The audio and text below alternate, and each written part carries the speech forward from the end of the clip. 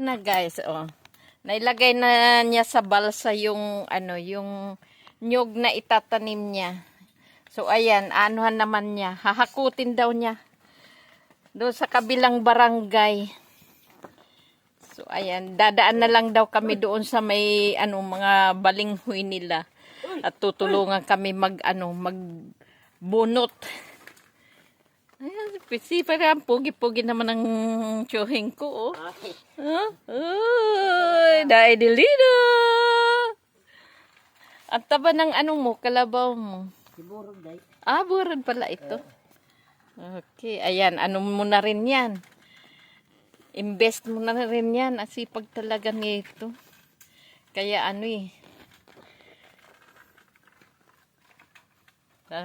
problema.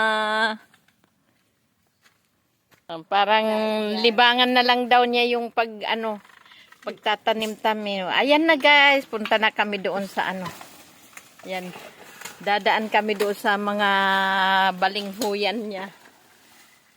O masunod lang kami sa iyo, ah. Yan yun nga naman, may gate. May gate pa siya, paglabas. High-tech yung gate niya. High-tech yung gate niya. Mamaya isasara niya. Ah, hindi na. Hindi mo na isasara yung gate mo.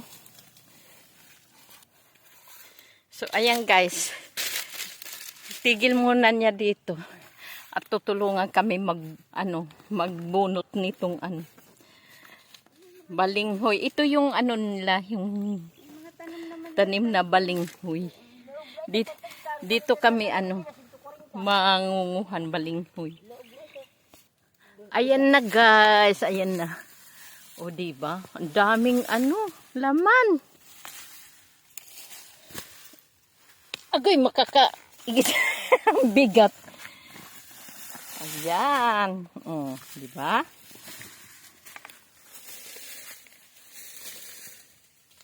Mapuk daw ini. Siring ni Dailili na mapuk daw din niya katundan. Kasi yung doon sa may tabi ng kalsada matigas daw. Ayan, ang daming lalagain lang namin yan. Oo. Ayan guys, sabi niya katundan. Ito na guys, tamang pang lang namin, panlaga. Salamat Edgar, ingat ka. Paghinay. Oo. Dapat mga silip. Ang hindi ko man mawarot ang silipin. Magbabaktas pa kita. Ayan, follow for more. Like and share. Buhay probinsya at buhay bukid.